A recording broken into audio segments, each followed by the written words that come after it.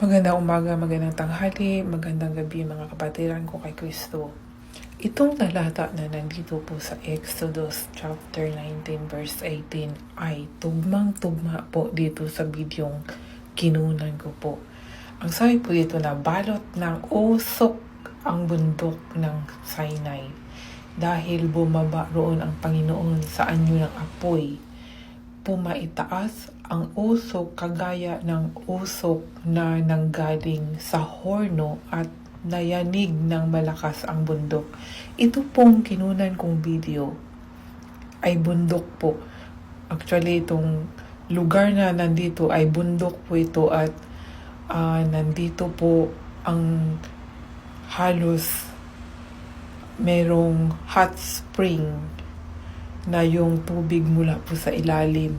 At ang usok na iyan ay mula po yan sa ilalim. Yung sa hot spring po.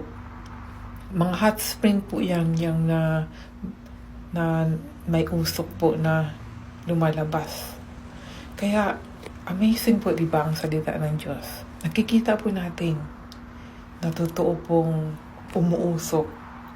May usok na lumalabas po sa bundok. At ito na lang po, hanggang dito na lang. God bless.